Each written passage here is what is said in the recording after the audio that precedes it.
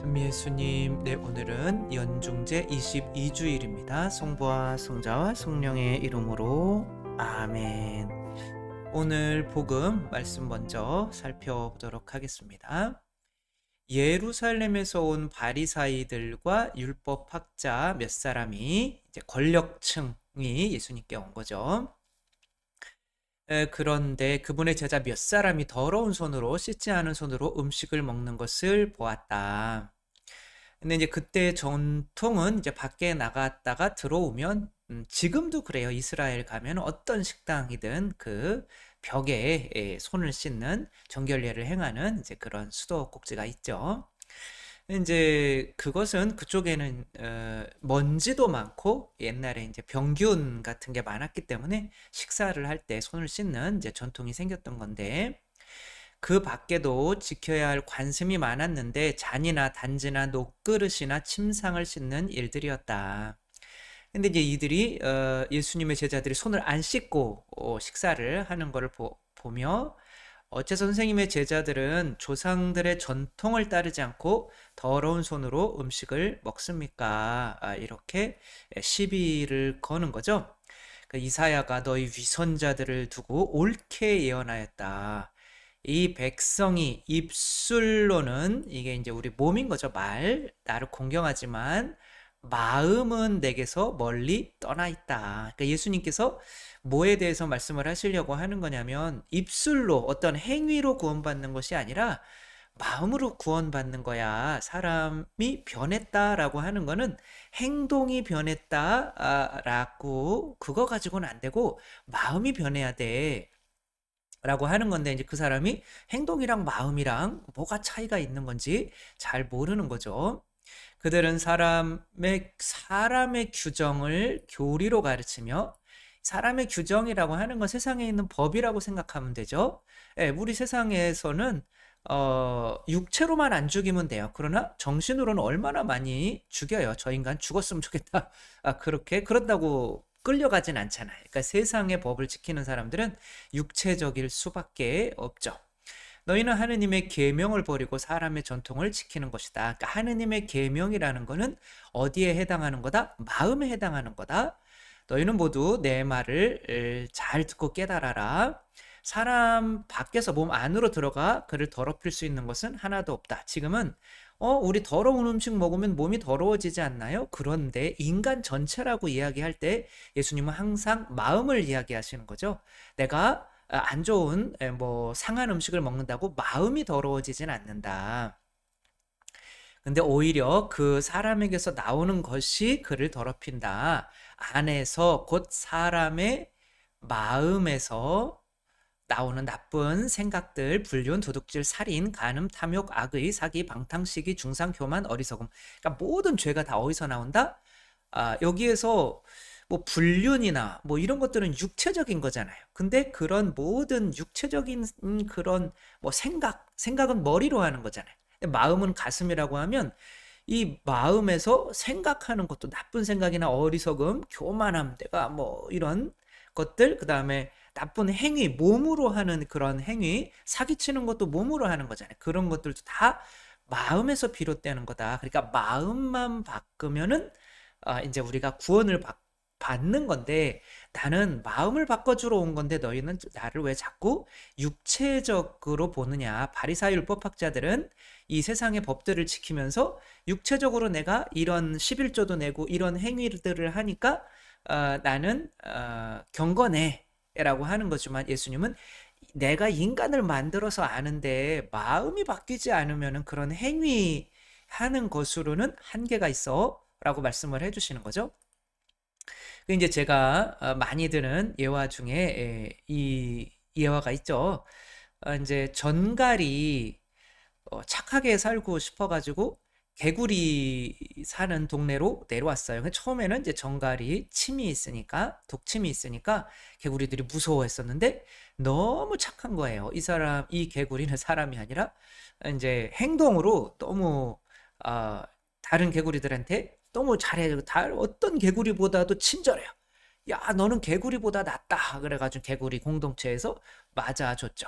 이제 소풍을 가는데 정갈은 개울을 못 건너는 거죠. 개구리들은 건너는데. 예, 그래서 다 건너고 나서 야, 친구야, 나 좀 너 등에다 태워주고 건너와 줄래? 예, 이렇게 이야기를 한 거죠. 너 그럼 건너다가 나를 독침으로 죽이면 어떡할래? 그랬더니 야, 나를 수영을 못해서 너 죽으면은 나도 깔아앉아서 죽는데 내가 미쳤다고 너를 찌르니? 그런데 이제 물 이렇게 가다가 보니까 아무리 생각해도 나는 개구리는 아닌 것 같아요.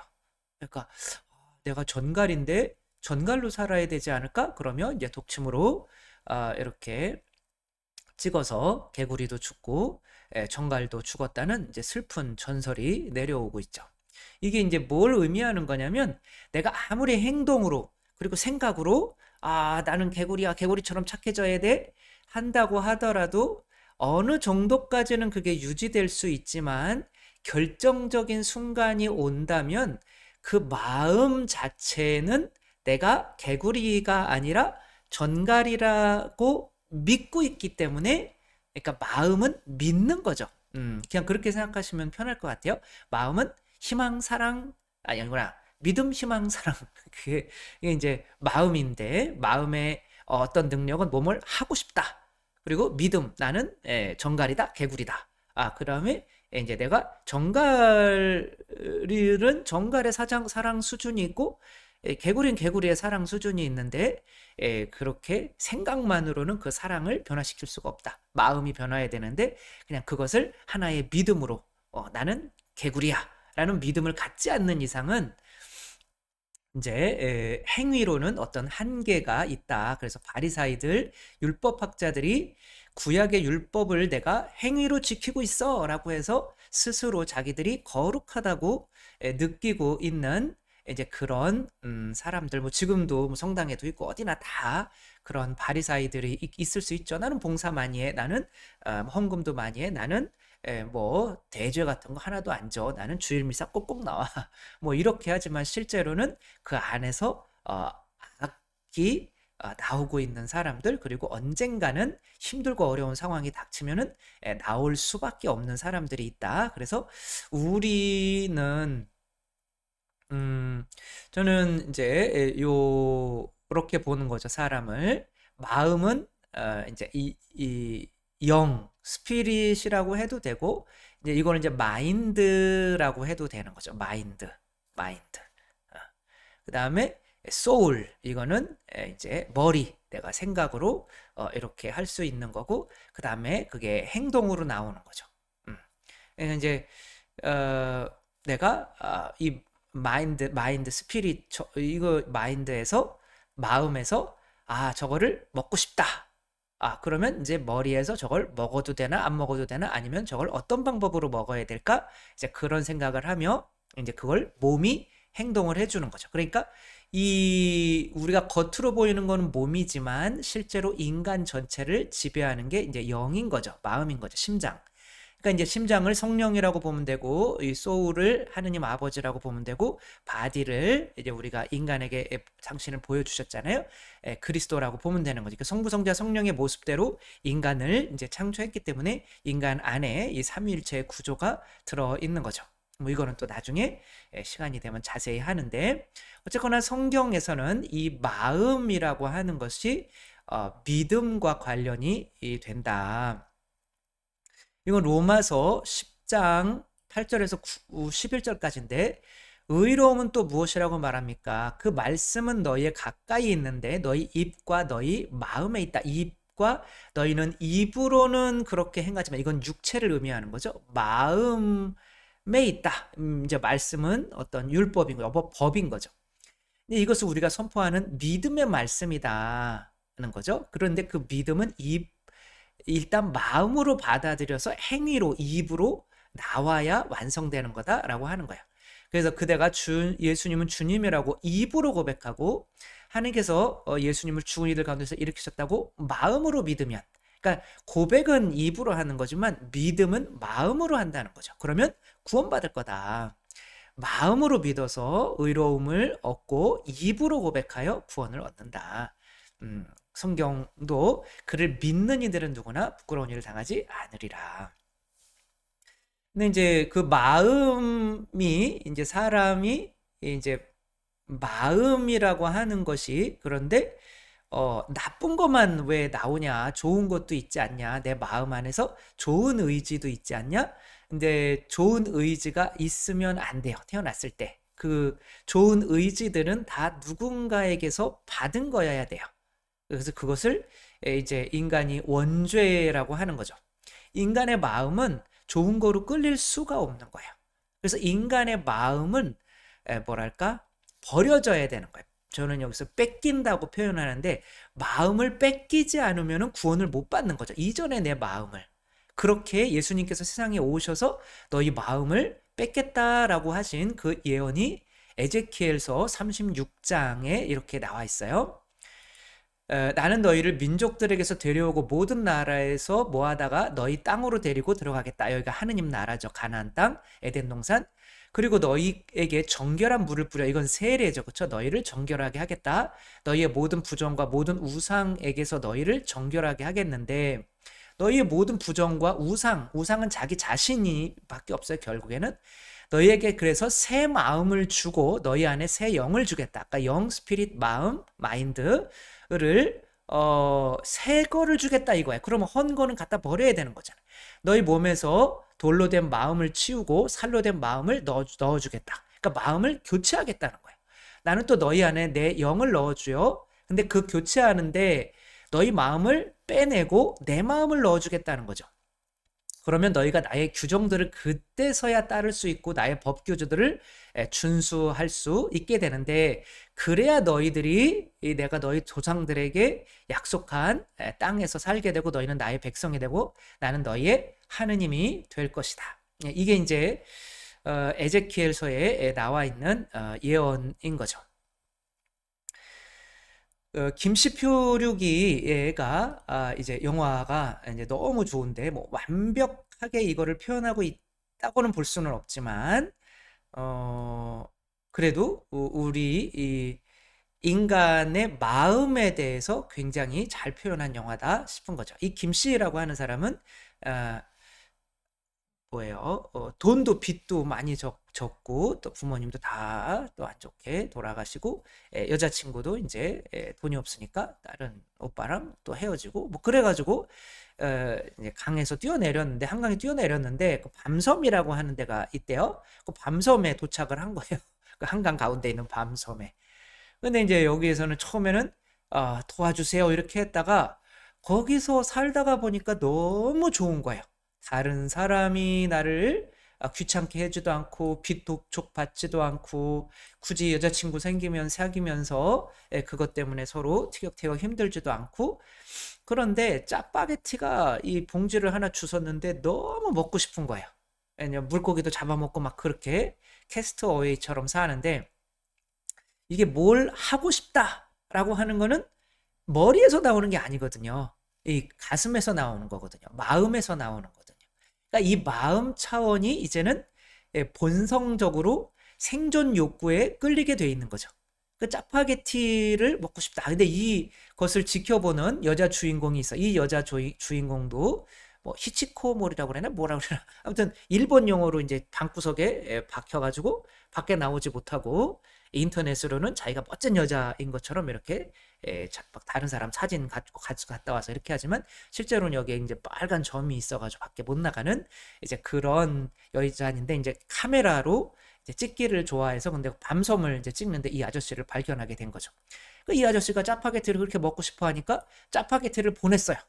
그러니까 이 짜파게티를 나르는 이 배달로는 또 짜파게티가 아니라 이 뭐예요? 짜장면 가게 진짜로요. 이 진짜로 힘들어 죽겠네. 그러면 간 거죠. 근데 이제 이 사람이 돌려보내요. 나는 그런 거 필요 없다. 나는 너희들이랑 관계 맺지 않을래. 그러니까 밤섬이라고 하는 것은 바로 나의 마음인 거야. 내 자아. 거기서 나는 내가 그냥 내 생존을 위해서 내가 원하는 꿈을 그냥 쫓아갈래. 그게 세속육신 막인 거죠. 내가 더 많이 긁어모으고 내가 농사져서 다 내 거야. 그리고 그러려면은 다른 사람과의 관계를 단절해야 되는 거죠. 내 마음을 빼앗기고 싶지 않은 거예요. 그러니까 내 마음대로 살고 싶은 거죠. 근데 내 마음대로 사는 거는 결국에는 내가 그냥 어떤 세속육신 마귀 세속 내가 더 갖는 거, 그리고 막 오리배 같은 거 갖다 놓고 내 거야 막 이렇게 하고, 그리고 더 또 먹는 거, 또 그다음에 에, 마귀, 여기서는 내가 왕이야, 다 필요 없어, 아무 말도 안 들어, 뭐 이렇게 될 수밖에 없는 거죠. 그러니까 이 마음을 도려내려면 어떻게 해야겠어요? 음. 뭐 이제 이 병에다가 넣어가지고 요런 편지를 이렇게 보내요. 그래서 헬프 도와주세요. 처음엔 이거였다가 헬로 이렇게 하니까 누군가가 나를 보고 있구나. 그래서 헬프를 헬로로 바꿔놓죠. 이 사람도 헬로. 그러니까 내 섬에서 조금 조금씩 밖으로 나아가기 시작하는 거죠. 내 마음 안에서. 근데 이제 이 사람이 이 섬을 이제 쫓겨나죠. 사람들이 와가지고. 근데 이제 밖으로 다시 나온 거예요. 이 굉장히 상징적으로 잘 표현했죠. 내가 어디로 가야 될지 모르는 이러한 상태에서 이 여자가 이렇게 오죠. 그래가 쫓아와가지고 이 여자도 밖으로 못 나왔었는데 창피해서 서로 이렇게 둘이 버스에서 만나게 된다는 거죠. 이 남자는 밖에서는 살 수가 없었어요. 자기의 섬 안에 갇혀서 살았고, 이 여자도 사실은 자기 섬에서 갇혀 살았는데 서로 관계 안에서 내 마음을 조금 이 사람에게 이제 줄 수 있고, 그러면 이 사람이 살던 곳에 이 사람이 살 수가 있고, 또 이 사람의 마음속에 이 사람도 들어가고, 이런 게 삼위일체 관계인 거죠. 이제 내 마음이 이 세상에서는 살 수가 없어요. 살고 싶지도 않고 살 수 있다고 믿지도 못해요. 나는 그냥, 모든 사람은 그냥 내 마음 안에 갇혀서 사는 그런 존재인 거예요. 내가 다른 사람에게 도와주세요라고 하는데 실제로는 다른 사람이 나를 간섭하는 거는 싫어하고, 그러니까 이런 상태에서는 관계, 사랑이라는 게 안 되잖아요. 그러니까 하늘나라는 사랑을 할 수 있는 곳이어야 되는데, 그러려면 내가 하느님 나라에 들어갈 수 있는 자격, 그래서 거기에서 사랑을 나눌 수 있는 자격이 있다고 믿어야 돼요. 그러니까 마음이 하늘나라에 있는 사람의 마음을 장착하는 수밖에 없죠. 그럼 하늘나라에 있는 사람의 마음을 내가 장착을 하려면 어떻게 해야 되나? 그것은 또 이 이야기 속에 잘 나오고 있죠. 선녀와 나무꾼. 왜 갑자기 느닷없이 선녀와 나무꾼이냐? 우리 이야기 잘 알죠? 이 사슴이 저 좀 구해주세요. 사냥꾼이 저를 찾아요. 해서 이제 나무 사이에 숨겨줘가지고 이제 이 사슴이 은혜를 갚는다, 뭐 이런 거죠. 그렇죠? 그래서 거짓말로 사슴 못 봤어, 뭐 그러니까 졸로 갔습니다, 이렇게 거짓말을 시키는 거죠. 근데 이런 거 자체도 이 사람은 이런 숲에서 나무꾼으로 나는 살 수 있는 존재야 라고 믿고 있는 거죠. 그리고 또 어떤 범죄를 저지르냐면, 이 사슴이 내가 당신한테 좋은 거 하나 알려줄게. 어디로 가면은 이제 선녀들이 하늘나라는 물이 안 나오는가 봐요. 그쵸? 굳이 여기까지 내려와서 목욕을 하고 앉아 있어요. 그런데 이제 그 옷으로 날릴 수 있는 거죠. 그러니까 이제 다른 두 천사들은 날아갔는데 이제 옷을 하나 감춰라. 그리고 아기를 셋 낳을 때까지는 절대로 그 옷을 보여줘서는 안 된다. 근데 이렇게 한 거죠. 근데 아무리 범죄를 저질러서 그래서 결국에는 결혼을 한 거지만, 이제 아기를 둘을 낳았어요. 그러니까 하나를 더 낳을 때까지는 이제 해야 되는데, 이 언니가 자꾸 내 옷 어디 있는지 좀 알려주세요. 내가 진짜 한 번만 보고 싶어요. 그러니까 자기도 미안하잖아요. 애기를 두 길이나 낳게 만들고 이제 하늘나라도 못 가고 이 지상에서의 이런 척박한 생활을 하게 만들었으니까 너무 미안하니까 이제 옷을 이렇게 보여줬죠. 멍청한 거죠.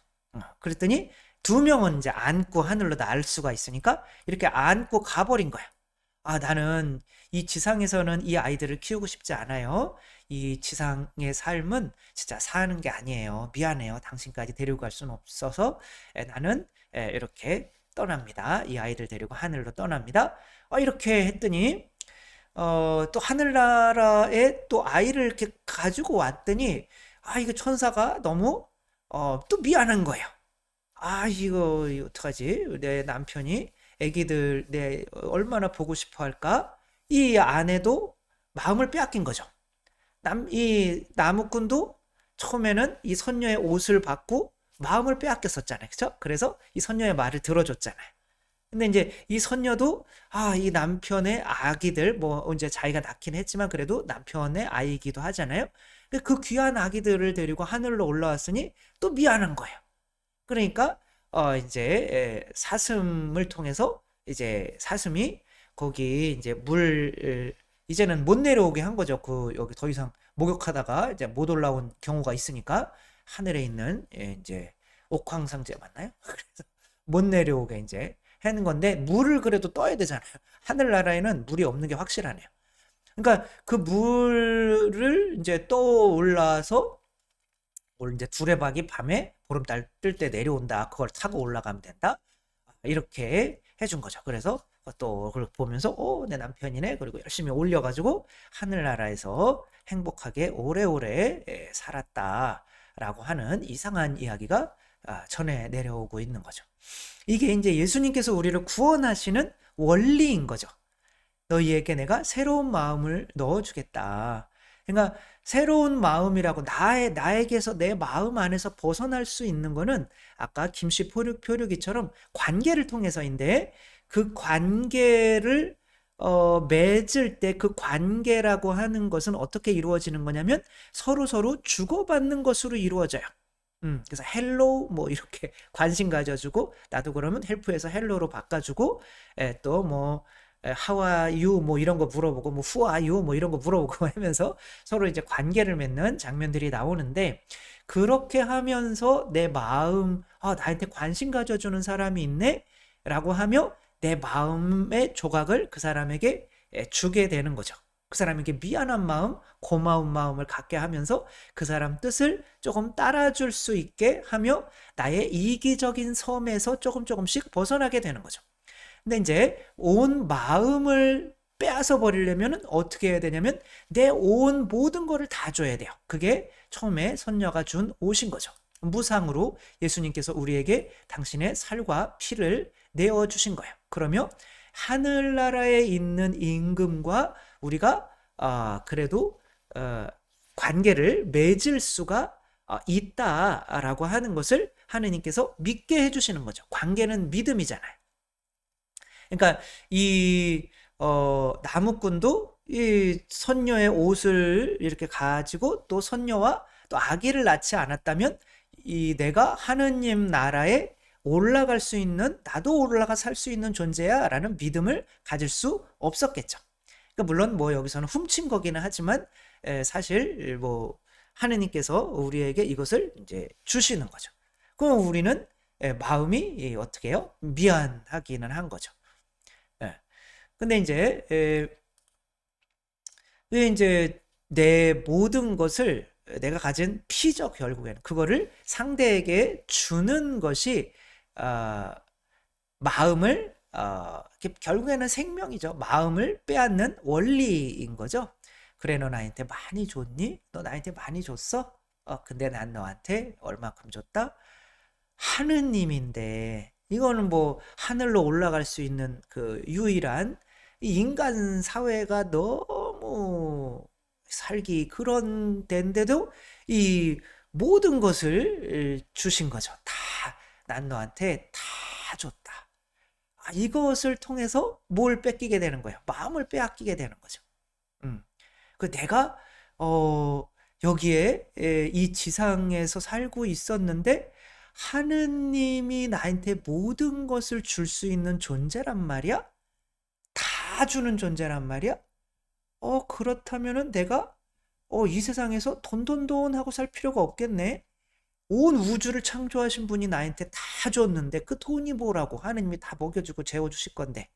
그리고 하느님께서 다 알아서 챙겨주실 건데 뭐 이렇게 또 많이 먹으려고 안 먹으면 굶어 죽는 것처럼 그렇게 먹는 것에 목을 메고 뭐 이제 그런 거죠.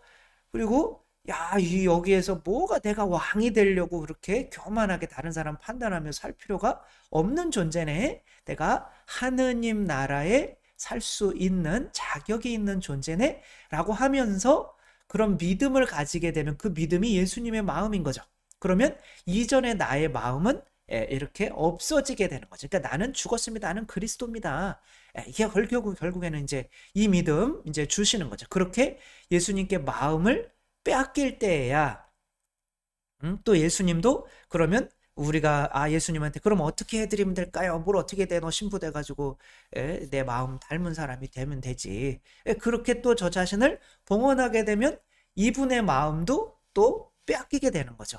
얘가 또 나한테 다 주네? 그럼 나도 나한테 다 줘야지. 그렇게 다 줄 때 뭐가 일어나느냐면 삼위일체의 관계가 일어나요. 그분이 내 안에 살게 되고 내가 그분 안에 살게 되는 거죠. 그렇게 왔다 갔다 하는 게 이제 성령이 되는 거고. 그렇게 우리가 구원에 이르게 되는 거죠.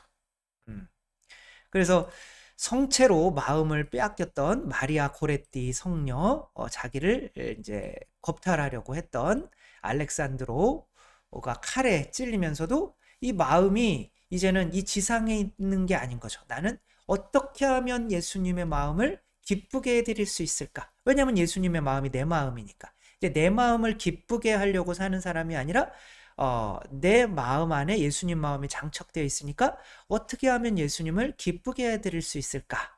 근데 너는 저 사람을 용서할 수 있냐? 그랬더니 나는 그분을 용서할 뿐만 아니라 그분과 함께 하늘나라에서 살고 싶어요. 나는 하늘나라에서 살 수 있는 확신이 생긴 거야. 왜? 내가 하느님의 마음을 가졌으니까. 예수님의 마음을 가졌으니까. 그렇게 마음을 내가 예수님께 빼앗기지 않으면은 우리는 이 세상에서 용서와 사랑을 실천할 수가 없게 된다. 이제 이분이 결국에는 3년 동안은 막 그냥 비워가지고 어떤 놈이 나 고발했어 막 그러면 했다가 나중에는 회개하셔가지고 이렇게 평생 수도원에서 청소하시면서 이렇게 사셨죠. 아무튼 이제 결국에는 우리 예수님께서 세상에 오신 목적이 우리 마음을 바꿔주러 오신 거다. 그 마음이라고 하는 것이 바로 행위를 규정하는 건데 우리가 바리사이 율법학자들처럼 내가 이렇게 행위하니까 나는 착한 사람이야 라고 생각하면 안 된다. 그것은 내가 거짓말로 내가 무언가를 얻어내려고 하는 내 마음으로 위선적으로 할 수가 있으니 마음을 갈지 않으면 안 된다. 근데 내가 그 마음을 갈 수 있는 방법은 그 누군가 내가 그 사람의 마음을 가지고 싶은 그 누군가에게서 다 받아야 된다. 그래서 내가 미안한 마음, 고마운 마음, 그래서 아기들이 부모님한테 많이 받아서 이렇게 하면 엄마 아빠 마음이 아프겠지? 라고 하는 그분의 마음으로 살아가야 된다. 그러려면 그분들한테 다 받아야 된다. 그래서 예수님이 내 살과 피를 먹고 마시지 않으면 영원한 생명을 얻을 수 없다라고 하신 거죠. 우리는 성체를 영하면서 예수님이 다 주셨구나. 그러면 내가 미안해서 어떡하지? 나를 하느님 나라에 살 수 있는 자격이 있다고 믿게 하셨으니 이제는 예수님이 어떻게 하면 기뻐하실까? 예수님 슬퍼하는 마음 아픈 거는 하지 말아야지 라고 하면서 내가 그리스도가 되었다고 믿고 그리스도가 원하는 것을 원하고 내가 그리스도처럼 사랑할 수 있는 사람, 그러니까 예수님의 심장을 가지고 살게 되면 그것이 바로 구원이다. 그래서 그게 구약에도 그렇게 내가 너희에게 내 마음을 너희에게 주겠다. 너희의 돌 같은 마음을 없애버리고 내 마음을 넣어주겠다. 그런 거 우리 마음을 예수님께 빼앗기지 않으면 구원이 없다는 거 우리 성체 영할 때 또 말씀을 통해서 또 예수님이 우리를 위해서 그렇게 당신 자신을 내어주시기 위해서 얼마나 큰 고통을 당하셨는지 많이 묵상하면서 우리 아기들이 부모님을 보면서 그 사무라이 그것도 있잖아요. 그쵸? 엄마가 기둥 안으로 들어가서 엄마가 나 위해서 사무라이 되라고 죽었어요. 근데 내가 도망가면은 엄마가 얼마나 돌아가셨지만 그래도 엄마 마음을 아프게 하지 말아야겠다라고 하며 이제 엄마의 마음으로 장착해서 살며 모든 어려움을 다 극복하고 사무라이가 됐다. 그런 내용이 있잖아요. 그렇죠? 우리는 예수 그리스도의 심장으로 사는 우리 모두가 되었으면 좋겠습니다. 성부와 성자와 성령의 이름으로 아멘. 감사합니다. 사랑합니다.